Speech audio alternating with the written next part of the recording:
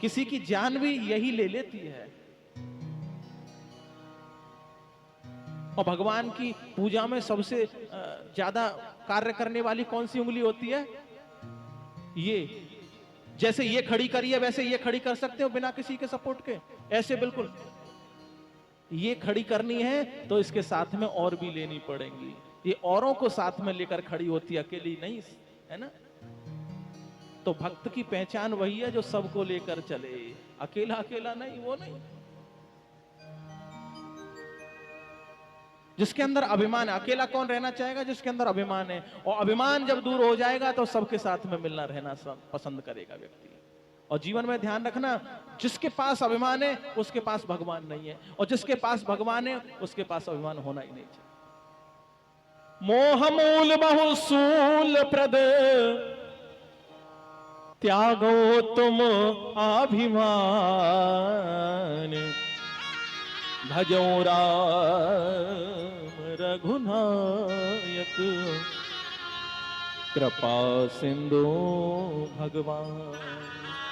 ये अभिमान दूर करना पड़ेगा। और जब अभिमान दूर हो जाएगा तो हमारा भाव कैसा हो जाएगा?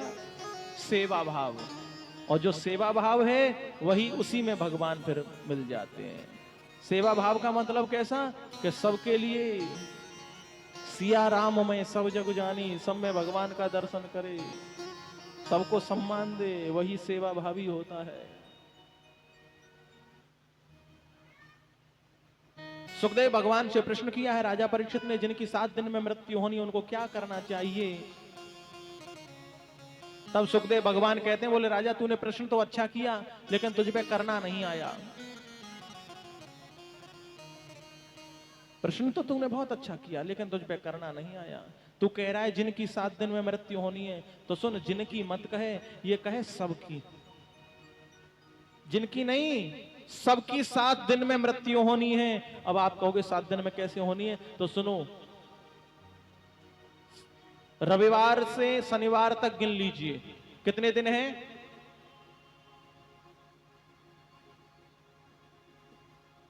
कितने हैं सब? 7 हैं। 8वां कौन सा है फिर? है? ऐसे कैसे आ जाएगा? जिसको एक बार गिन लोगे उसे दोबारा कैसे गिन सकते हो? दिन तो 7 ही हैं, इनका चक्कर चलता रहता है। पर मनुष्य 7 ही दिन में, रविवार को आया, पूरे जीवन को बिता गया, शनिवार को चला गया, या जो भी जिसमें आया, लेकिन जाना इन्हीं 7 दिन के अंदर आया है, इन्हीं 7 दिन के अंदर जाना पड़ेगा। और भागवत कथा कितने दिन की है? 7 ही दिन की है। भगवान श्याम सुंदर ने गिरिराज पर्वत को उठाया, क्या बरस के थे? कितने दिन उठाया? और वर्षा भी कितने दिन हुई? 7 का चक्कर बहुत अच्छा है। इसी में मनुष्य आता है, इसी में चला जाता है।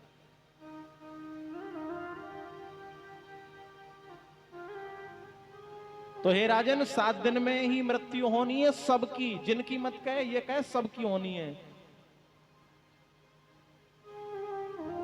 और सुन राजन, यूं तो देवता हैं लाखों संसार में, अपनी अपनी कामनाओं को सिद्ध करने के लिए। जिसको सुंदर रूप चाहिए तो वो गंधर्वों की पूजा करे, जिसको इंद्रियों की इच्छा पूरी करनी है वो इंद्र की पूजा करे, जिसको दिव्य ज्ञान चाहिए तो देवगुरु बृहस्पति की पूजा करे, उनकी उपासना करें। और जिसको समाज में पद प्रतिष्ठा चाहिए, चमकना है, तो वह सूर्य नारायण की पूजा करे। जिनको शीतलता चाहिए वो चंद्रमा की पूजा करें। जिनको धन चाहिए वो धन की देवी की पूजा करें। जिनको निरोगी काया चाहिए, अश्वनी कुमारों की पूजा करें।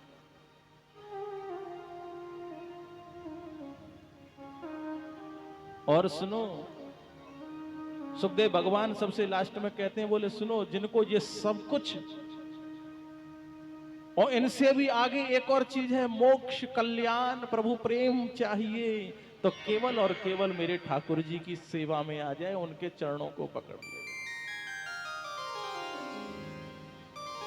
राजा परीक्षित कहते हैं, बोले प्रभु सुनिए, न मुझे धन चाहिए, क्यों? क्योंकि मुझसे बड़ा कोई धनवान नहीं है। एक छत्र साम्राज्य था मेरा, जहां से सूर्य उदय होते हैं, जहां सूर्य अस्त होते हैं, वहां तक मेरा ही साम्राज्य है। तो मुझे धन नहीं चाहिए, पद प्रतिष्ठा नहीं चाहिए, क्योंकि मैं सम्राट था, चक्रवर्ती, मुझसे बड़ा कौन का पद है, वो भी नहीं चाहिए मुझे। ना रूप की लालसा है मुझे, न यश की लालसा है मुझे, न कोई और मेरा कार्य है। मेरा कार्य तो बस यही है कि मैं तो प्रभु की चरणों की सेवा और प्रभु के चरणों में मेरा मन हो और मेरा मोक्ष हो जाए, कल्याण हो जाए, बस यही चाहता हूं। अब मुझे कुछ नहीं चाहिए। जीवन में ध्यान रखना, जब तक मैं 2 दिन पहले ये बता चुका हूं आपको,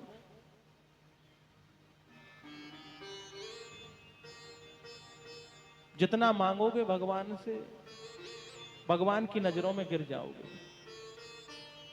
और भक्त कहता है कि नजरों से गिराना ना, चाहे लाख सजा देना, क्योंकि नजरों से जो गिर गए तो मुश्किल है संभल पाना। और भगवान की नजरों में रहना है तो कुछ मांगना नहीं है। ये प्रभु बस तुम ही हो, जो कुछ करना है तुम्हें दिख रही है, क्या करना है तुम्हें। राजा ने कहा, बोले मुझे कुछ नहीं चाहिए, मुझे तो केवल कथा रूपी अमृत चाहिए। हे प्रभु मेरा कल्याण कर दीजिए।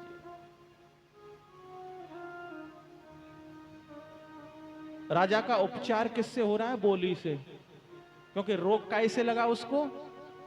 बोली से ही तो लगा। श्राप किसने, कैसे मिला उसे? ब्राह्मण कुमार के माध्यम से श्राप मिला है, श्रृंगी ऋषि ने श्राप दिया है। और अब उपचार कैसे हो रहा है?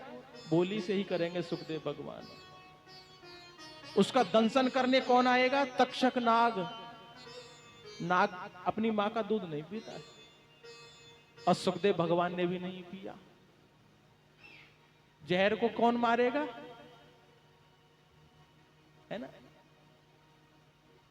जैसा रोग लगा है राजा को, वैसा ही उसे दवा दी जा रही है। बोलो बांके बिहारी लाल की जय हो। राजा ने कहा ना, बोले मुझे तो केवल मोक्ष और कल्याण चाहिए। तब सुखदेव भगवान बड़े प्रसन्न हुए, राजा को बार बार धन्यवाद देते हुए कहने लगे, राजन अब उस कथा को सुनने के लिए तैयार हो जा।